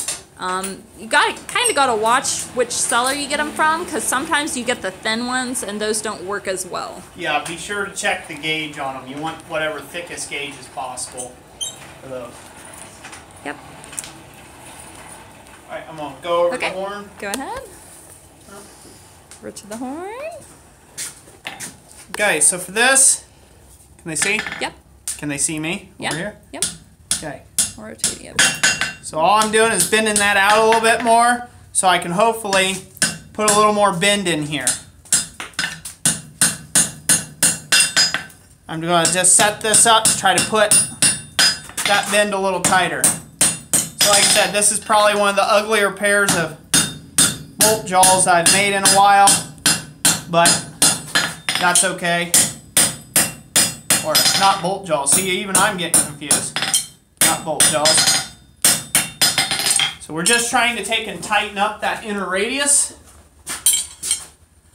So this way they line up with the jaws. They're getting there. I need to tighten them up just a little bit more. Let's see, all right, got it.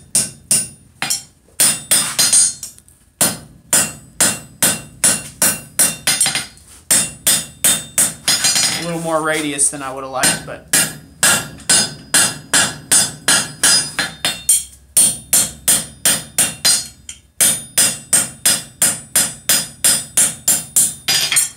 all right. Got it here. There we go. Those are lined up enough. Mm-hmm. Just like so. Alrighty. Now, consequently, you don't have to put this arch in here. You could just have a flat jaw that comes off there. I just find the arch is handy to allow space for weird shaped objects when you're trying to grip them. Like if you do something that maybe it's like a handle and it's got a hard on it and you need the two tines to stick out past the jaws themselves, it just opens up a little more reach possibilities with the tongs, makes them a little handier. Oh, but those are essentially done. Now the only thing to do is to go ahead and let those cool off, and we will wire brush them. We'll let them cool off, and since we're just going to heat them up and forge our rivet, we won't wire brush them at this stage, but we'll let them cool off. I'll drill a hole, and while we do that, before we do that, let's give away a pair of tongs. How's that sound? Yeah, that's great timing. Yeah, Mike had actually suggested that, so that is a good suggestion, Mike. Yeah, that's just because Mike wants to take and go to bed tonight. Yeah. Well, we still got 77 hanging in there with us, so we're doing good for an hour and a half. Awesome. I'm glad to have you all here for this long. Thank you so much, by the way, for sticking around and watching. Okay. So, these are the pair. I got to oil these yet. Hopefully you can see these here. We need to flip this camera around so this way they can actually, we can see the comments and stuff. Good. So hold on, people. Here, we'll have to move behind the angle too. Yeah, that works. See, I took you guys for a ride. Just that quick. All right. I can see everybody. I'm probably going to do a live stream here one of these days. Actually, next week's live stream on Friday. I'll do one on Friday, but it's probably just going to be a sitting and talking Friday just to catch up with you all. I don't want to take a whole lot of people's time. We've got family time for Thanksgiving and everything else, and I know everybody else will. So, we'll just, we'll do I'll do like a 10, 20 minute sit down and live stream, just catch up with you all for a little bit, and just do a giveaway, thing. But I won't do any forging next week, just because of Thanksgiving. So, what is required to be eligible for the drawing? So, to be eligible for the drawing, you have got to take and say the secret passcode. Yep, the buzzword, as it were. So, you were kicked out, though. We're still drawing. So yeah, we're still drawing out, so. Yeah, Shadowcaster, that's funny. Yeah, by 10 to 20 minutes, I mean an hour. Yeah, pretty much. That's how it works for Roy. And Bodie, good to see you here. You're just in time. So, without further ado, let's go ahead and give away these, and then we will continue on our little craziness. Yeah. And we'll be giving away the passcode that you have to take and say for the next week's live stream in order to win the box jaw tongs. So, all right, you want to draw it?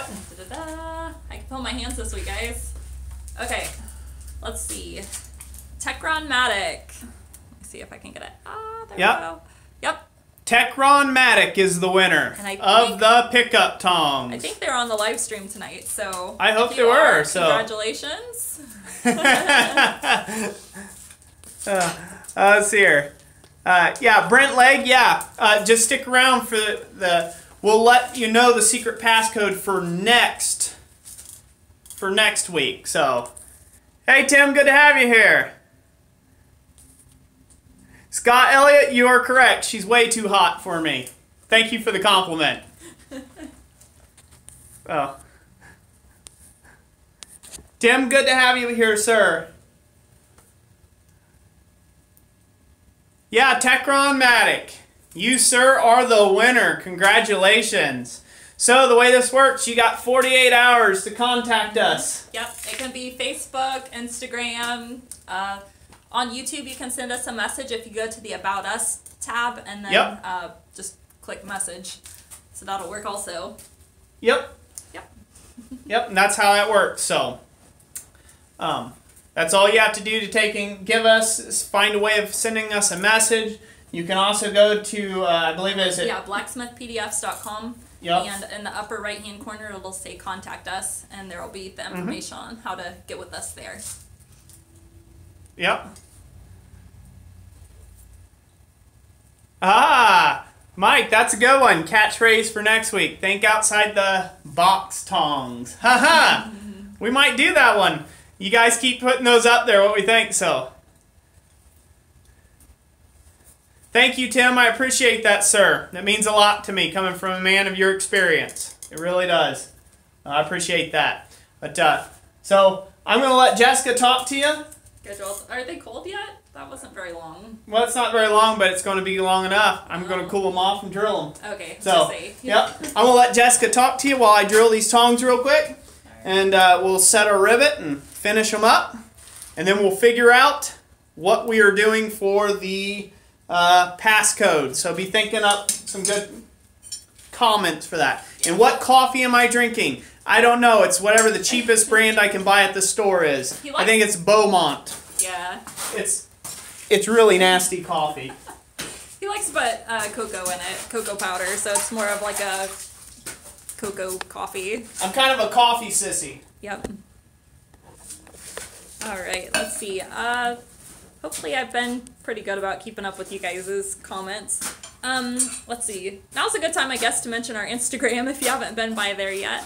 Instagram.com/ChristCenteredIronworks.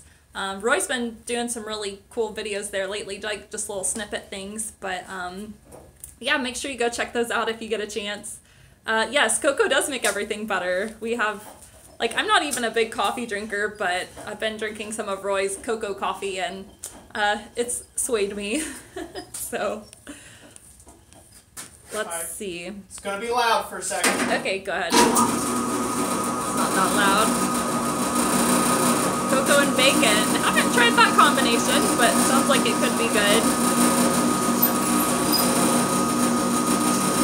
Let's see here.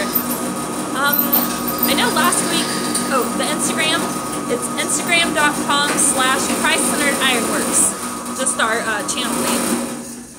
So yeah, that'll get you there.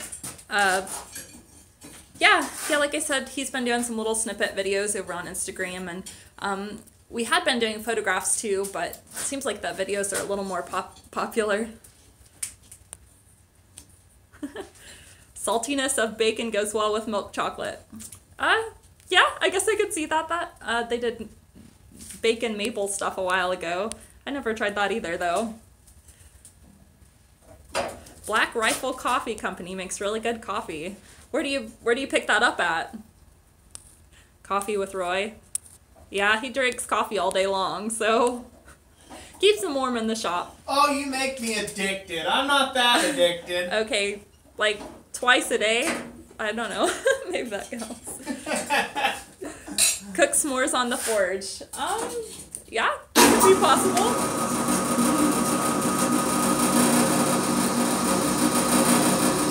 Let's see here. Mark Brookins, I don't know if you're asking me. Many of my videos, what do I enjoy making the most? Well, I don't really do much in the way of forge work. But what I do like doing is metal embossing. And so I don't know if you've heard of, anybody's heard of that before, but it's doing designs on like this really thin metal. It's almost like a real thick foil. So maybe I'll show that sometimes to you guys. All right, looks like Roy got his thing drilled, so we're gonna flip you around here. Got my thing drilled. All right. It's all highly technical. Do I make pumpkin bread? Yes, I do.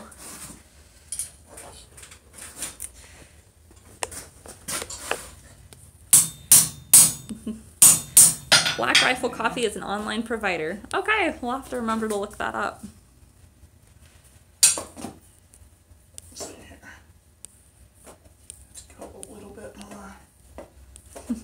John Wood, coffee runs in your veins. Roy might just be picking up on that too. So it used to be Spark for a while, but we haven't bought any of that real recently. Well, I'm gonna go back on my Advocare at the first of the year, so you're gonna see a lot thinner Roy. But... Less coffee, more Spark. Yep. I switched to cocoa and coffee for the winter. I should have drilled these a little bigger. Just a fuzz.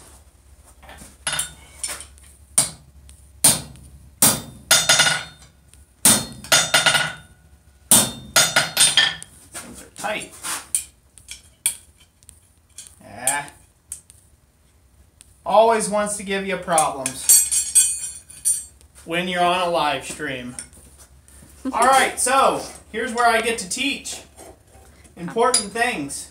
Jessica. Yes, do I need to come over closer? Show them what I got here. You probably can't see much from here, so here we go. Close up. Okay, so what I've done here, I'll be back here in a second. Hold on, okay. Keep them right there. We can stare at the vise while we're waiting. So what I have done here is I tried to put this rivet in here, or this piece of bar, but this piece of bar was just a little proud of 3/8. It wasn't true to 3/8. And my hole is a true 3/8 inch hole through the tong jaws themselves. And so now this is upsetted a little bit. And I can't get the other half of the tongs on there. So I'm going to show you a real quick trick of getting this down a little narrower. You can take a piece of sandpaper like this that comes on a roll, rip it off, and then rip it straight down the length of the material. Can everybody see that? Mm-hmm. Yep. Okay? And then you just go like this. And you can work off just a little bit of material. This is easier to keep this thing round than a file. Filing this is an option, but it's easier with sandpaper to keep this true and round so you don't end up with it acting weird later on in the hinge joint if you get a flat spot in there. Any questions on that? Not yet. Let's see. Oh, I messed it. Okay. I was trying to find a certain comment, but... See? Just like that. There we go. Everybody see that? Fits beautifully. Roy the shoe shine boy, says Big Dog Forge. Yeah? Shine your shoes, sir. Get your shoes shined. So we'll just give that a little more sanding. And that's a great way of just cleaning that up without taking and having to use a file on it and get some square choppiness in there. And there you go. Just like so. Everybody see that? Yep. Oh. Looks like it fits together good. And there we have it. So just like before in other videos, I'm going to set these things hot. I'm going to set these things cold first, I should say. Yeah. To just swell out the rivet joint so it keeps the two of these halves together when I take it to the fire. So now that's swollen enough that'll hold together while I take it to the fire, bring it up to heat, and then use my rivet set to drive both the rivet heads home. Let's see, there's a question. Where do you get sandpaper like that? That's just cheap sandpaper from Harbor Freight. I believe you can buy it just about anywhere, auto body places. The stuff that comes like in cards, you can buy them at Walmart. They're like square sheets like this. You can rip those into strips too as well. And you can get a lot finer grits. They just sell these at Home Depot. Not Home Depot, but at Harbor Freight. And you can buy them on a roll of like 50-foot rolls, I think they are, is what these come as. 50 or 25-foot rolls, I can't remember.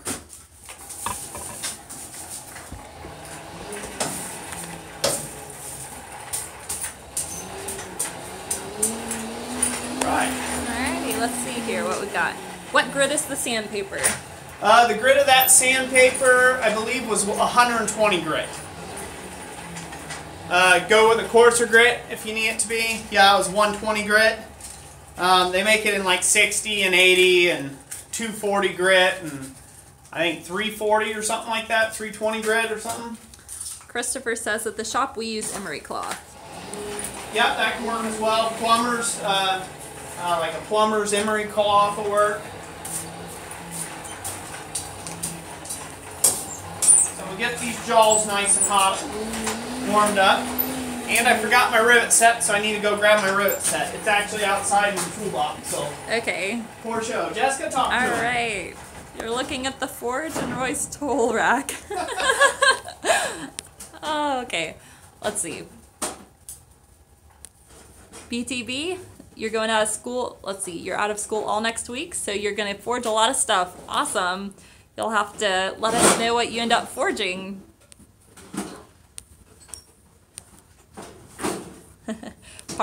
Party Mafia, coffee box Tongs phrase. Think that should be the phrase, huh? Let's see. And just like that, he's back. Voila! Magic! It's like you missed me. But not really. Is your flue pipe 10-inch? Yes, I believe so. Yep. 10-inch flue pipe. Alrighty.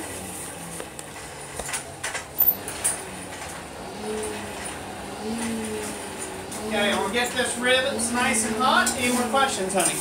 Sure. Oh, you're still working on heating up. Okay. Yep, still gotta get hot. Keep looking at Roy's face here.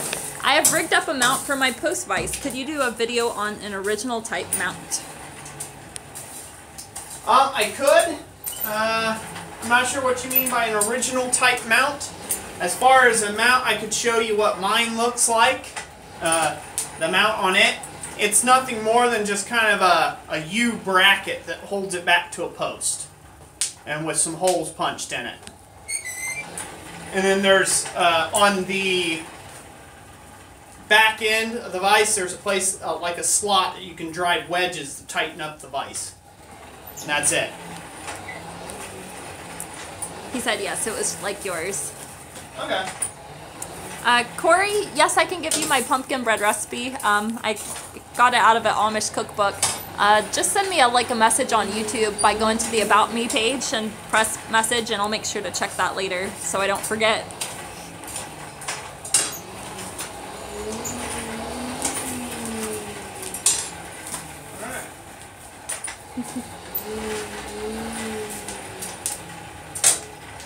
Prescott, the apron was made by Chip Brown at Brown Cow Art. He does a lot of custom leather stuff. The wait is up to a year, but if you are really interested, you can Google him, Brown Cow Art, and it'll pull up his website. What's your favorite snack, Roy? My favorite snack? Oh, good question. Probably wasabi almonds. Oh yeah, you do like wasabi stuff. I enjoy wasabi almonds. BJ Waters says, LOL, wait, the former HVAC guy guesses it's 10 inches. Shame, shame, Roy. Let's see here. It's a hand with another hand and another hand. Yeah, whatever that is. Don't stick it too close. Let's see here. It says on the pipe 10 inches. So I think I can guess pretty close there. That was an accurate guess.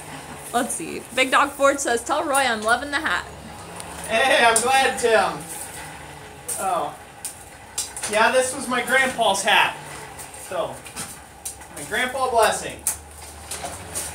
I inherited this when he died, so I like wearing it. Just derping around says, how many tongs do you think you've made? Oi, oi, oi. Well, a bunch for you two. Yeah. So far. Probably the most like, density. Coming up on what, 8 videos? 8, 10 videos at least on that. And I've made at least 4 pairs per video. So. Not the mouth again. Yeah, it's 32. a bunch. 32. Bunch, yeah. Be, and then I made a bunch of my own tongs prior to this. I don't know, over the last 10 years, or nearly 10 years I should say, it'll be 10 years in the summer, so I'll just say 9 years. In the last 9 years, a bunch. I've made a bunch that didn't work out, I've made a bunch that I've given away. Probably 50 to 60 pair. Yeah, probably. Let me put this on. Okay. Good to go. These are good and hot. Okay. Ready to head over? Yep. All right. Time for some riveting work, guys. All right. So now, just like in other videos, we're going to use the bottom rivet set, the bottom rivet block, mixed with the top rivet set. And we are going to take our time, not get in a rush here, and just drive this rivet down. And drive it home. Flip it over. Take your time at this. There's no fear in a second heat here. You've did all this work. There's no point in getting in a rush at this point and then ruining everything you've worked for so far. So just take your time.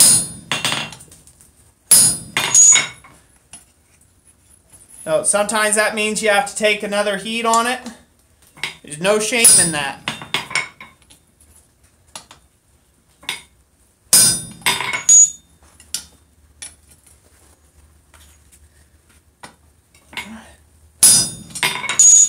Alright, so there we go. We're creating that pretty well. I'm going to go ahead and take another heat on this just this way I can finish it off nicely. Whereas I don't know what they call it, where they say end 'em rightly. So there we go. How do you know what length to start your rivets? Ask Prescott. Start your rivets at. Okay. I did a whole video where I went over that. I actually did a whole riveting series. No pun intended. Well, pun intended. No pun intended. But a short answer I'm going to try to give you is go watch the playlist section on rivets, or riveting. Yes. That's there the is best a playlist short answer for I it. can give you. Yep. Long answer is just, you know, whatever the material thickness is, you want to go 1.5 times that out each side. That's the shortest answer I can give you. See, he says he'll check it out. Thanks. You're welcome. Yeah, so we are, I forget what we are at now. Well, today we are at 387 videos, I believe. Yes? Am I correct on that? Yeah. Yeah, yeah, I think so. Yep. So we're at 387 videos on the subject of blacksmithing today that we have released. There's a lot of video content out there. If you've got questions on blacksmithing, chances are I might have already answered that question. Just check out the playlist section and the video sections on the channel. If you're new to the channel, it's a great way of taking and getting those questions answered. A lot of basic questions, a lot of intermediate, and some advanced questions have been answered. So, good. What? Alrighty. Prescott says, that'll keep me busy till Valentine's. Well, you're going to be busy me and watching my videos. I like you already. The green tape, Corey, that is his, just so it's for reference, so he knows when he goes to teach classes or do demos, he knows that those are his tools.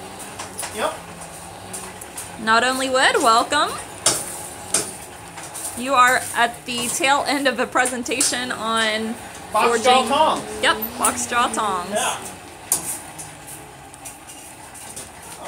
Speaking of which, talking about teaching, this is a good one to put forth. So, I'd like to know what kind of interest there is, and I'm probably just going to do a video dedicated to asking the community this. Want to know what type of interest there would be for me to set up a formal class schedule somewhere. I may have an opportunity to use a facility, a large enough facility that I can house blacksmithing classes with myself. And so I want to find out how much interest there would be out there. I live in the Dayton, Ohio region. I like to keep classes and workshops fairly cheap and cost effective for people. The candlestick class, that was put on by SOFA, and I believe it was $60. Yeah, it was $60. Anybody can ask Mickey Swift what he thought of the class. It was an all-day workshop, and so I'm wanting to know how much their interest there would be in that, and if it's worth me actually pursuing that.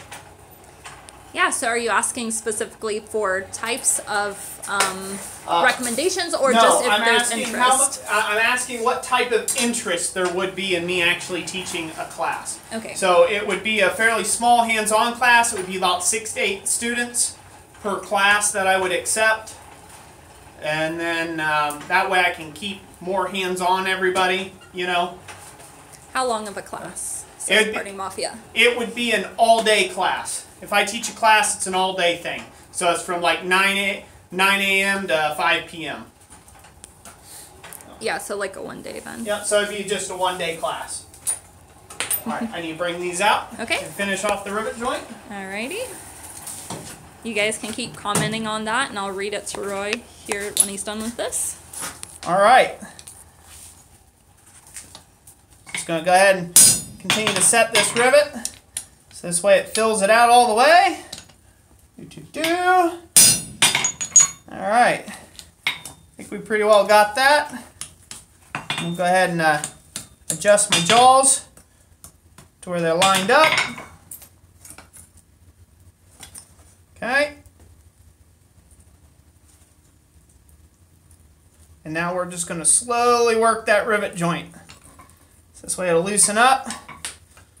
There we go. I'll adjust my reins a little bit. I do all this in the same heat. So, you know, when that rivet's finished, there's no need in taking another heat on that. You can just do it all right at the same time. And wait for it to drop below a scaling heat, which it is now, which this is about a dull orange color. You can now brush it and achieve a nice high finish on the tongs themselves.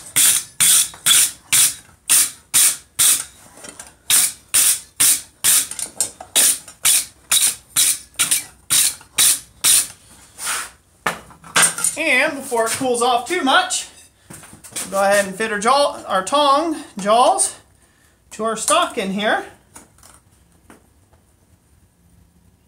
And all I'm doing is just pressing down here. You know, this is enough to line this material up. It's not really rocket science here. We're just trying to line this up. And this would do a little better. These tong jaws need to get bent this way a little bit, as you can see. So we might take another heat on those and do that. I don't need to do that for the live stream, but essentially I would heat this, lock this in the vise, and just pull these reins that way, and that would straighten that out.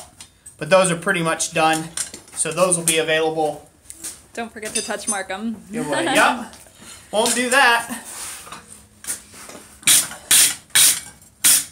Anyways, you guys see how clean that looks up. Cleans those up real nicely. Mm-hmm. There you go.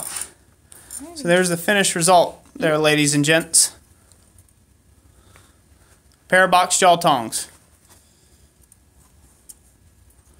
1/4 by 1 flat stop. I'll put a touch mark on it. Alrighty. And when you're ready, I'll read through the answers to your question about the class. All right.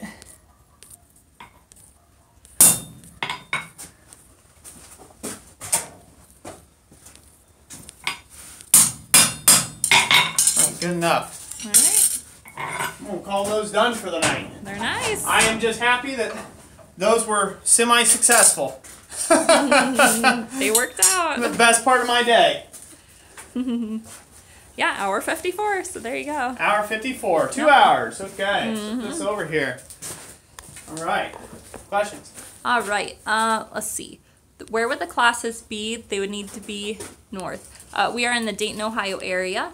Yep. How long of a class? As Roy mentioned, it'd be a 9 to 5, like a one-day class. It'd be a one-day class or possibly a two-day class if it's a long, if it's going to be a project-centric class. And it could probably be up to maybe a 3-day class.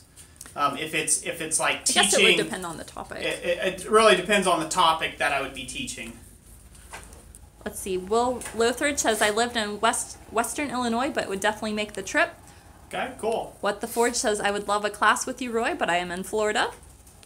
Well, it's only a short drive, like 14 or something 100 miles. Yeah. M.N. Picker says, but you have 300 some odd teaching vids. You can't beat hands-on instruction. So. Party Mafia says, okay, cool. I'd be interested. It would require some travel, but worth it, I think. Yeah, cool. Good to know. Let's see. Jacob Chandler. Heck, I'm in West Tennessee, and I'd be interested in that. Cool, cool, cool. Let's see. Scylla Lap says, worth the trip, I'm sure. Will Lothridge, I'd definitely attend. John would take a class, but I'm in Texas. Okay. Let's see. Just being around, I'd love to attend a class, but I'm north of the border. Let's see. Brett. So north the border of Mexico or north the border of Canada? Somewhere on that border. Somewhere on one border, huh? Or north. Well, I mean, there could be any north of the border. Yeah. North of the border. Unless you're at the North Pole. Arctic Circle. Brent Legg says, hopefully your class would be on a Saturday. Yeah, most likely it'd be a weekend class. Bodie says 7.5 hour drive for him. Totally worth it, Bodie. Mark S. says, I'm extremely interested, but for accurate feedback, it would take me several months to clear a block of time. Well, yeah. Christopher Busher says, me and my wife would love to sign up depending on the dates. Okay. So the way that I would do it, like I said, I have to know that there's going to be enough interest. If there's going to be enough interest, the way that I would do is I would actually come up with a class schedule, what I plan on teaching. Probably there would be a class on fundamentals, and pretty much that might be like a weekend class, like a Friday, Saturday type thing, or it might be an all-day Saturday type thing where I would do a class on fundamentals. I'd do a Tong making class. I'd do some other technique classes that come on that I've been taught in the past, a sculpture class, how to create sculptures, organic sculptures and things of that nature. That would probably be one of the classes I'd be interested in teaching. Another one would be doing chasing. I'd do a class on that probably as well. Yeah, probably we'd try to do a mix match because some of the people commented that since it's so far they would like to do a week-long one because a weekend trip wouldn't really. Okay, well, yeah, so it would be a mix match thing. I would probably have just some weekend dates and then maybe a few week-long class dates that I may be able to schedule. I just wanted to see if there was that type of interest there. If there is, once again, I have to fit this in on with my regular clients and be able to make all that work. But I know there's a lot of people that would like to take classes with me, and my hopeful future in blacksmithing is to do more teaching, and then be able to focus on just doing the work that I really want to do, some of my master works that I hope to start working on because it's going to take forever in order for me to actually be masterful enough to actually do these things, and I want to take classes myself, so. So there's definitely the interest. I got big hopes for the future, so I'm glad that there's enough interest out there. Mm-hmm. Like I said, I would set it up. I don't expect anybody to take and have like a 2-hour turnaround, like, hey, I'm teaching a class tomorrow, be here. It wouldn't be like that. I would actually have a formal class schedule, and then we would run the class if we got the minimum amount of students to run the class, and then that would go from there. So yeah, it's cool to know.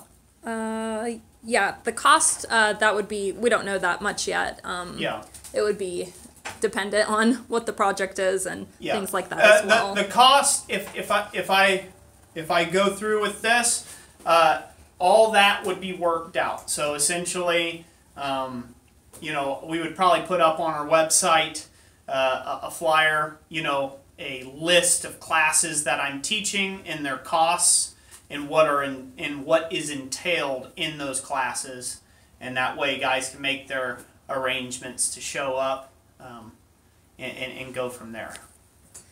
So awesome. Let's see. We have a couple of people that have to leave. They're wanting to know the catchphrase. Ah, catchphrase. Okay, yep, we should get to that, huh? Mm-hmm. So, all right. So it has to be something around box jaws. Yep. So start thinking outside the box, or other catchphrases of that nature. Let's see what we come up with. Let's flip this around so I don't just stand into the abyss here. There were so many comments, you guys, that I couldn't possibly read them all, but... Oh, I almost had you around. Oh. And again, there we are. I was trying to figure out why I was zoomed up so close on you. There you go. Jessica already had it zoomed in, so... Yep.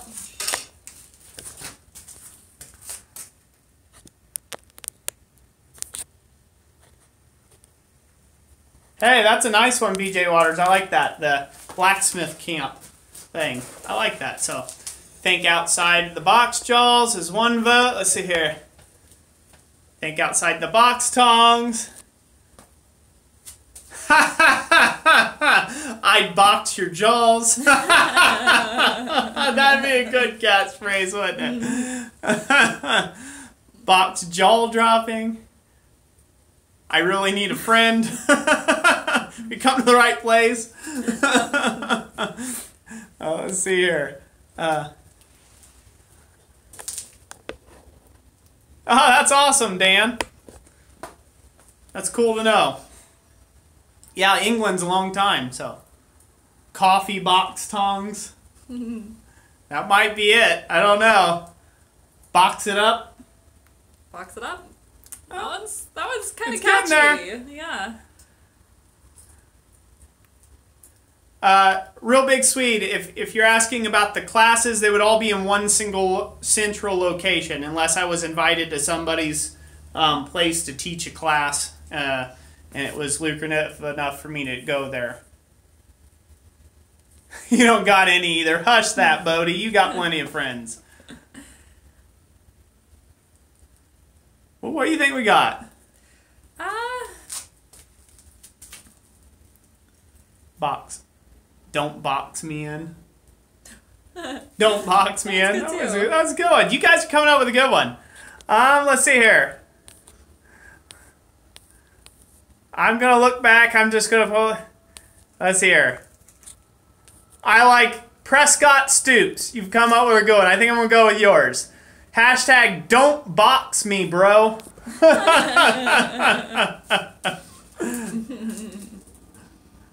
So if you're new to this live stream and you're not familiar with how this works, what you'll do is you'll put that catchphrase in on the comments on the replay of this video. So we will finish the video and we will publish it, and you can go back and drop the comment in there, and you will be added to the drawing for our next live stream. Tektron's next Tongs. No, we can't call it that, Tektron. That's unfair advantage. Oh, yeah, so if you, on the replay of this video, you want to take and comment, yeah, don't box me in, bro. Is that what it is? Yep, don't box me in, bro. Yep. Yep. That's a mouthful. Maybe we should have picked a simpler one. But no, we're going to do it. Don't box me in, bro. That's what you got to comment. So, and that's what you got to comment to win these tongs.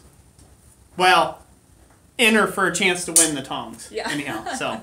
So you don't have like 100 pairs to give away. That's it. So, So everybody, we hope you all have a very happy Thanksgiving.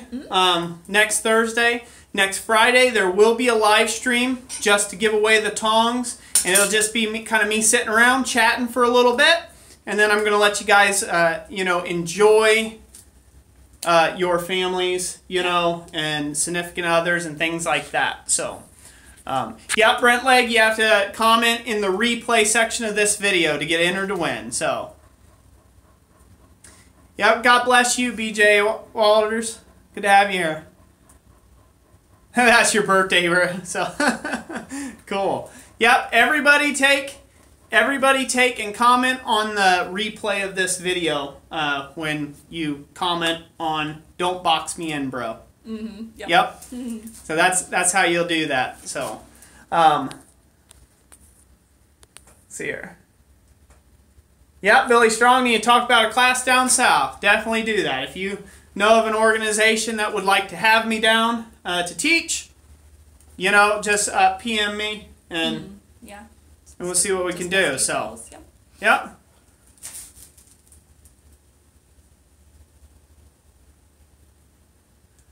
Okay, good.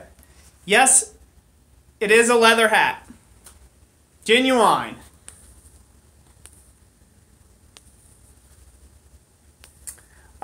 Not only would you have to here's how you claim your prize. So this one we got to get out there. In order to claim your prize, you have to contact us within 48 hours of winning in order to take and secure your prize. Otherwise, it gets re-raffled away in the following live stream. Yep. So even if you're not on the live stream, you can still watch the replay of it. Yeah, you can still watch the replay as long as it's within 48 hours, and then just get with us. Yep. So. Yep. Yep, I will keep you posted there. Say the phrase again. Don't box me in, bro. That's what it's supposed to be. I figured that was long enough and tongue twister enough. Just say something with box me in, bro. There. Anything in that. Yeah, don't box me in, bro. That's the way to do it.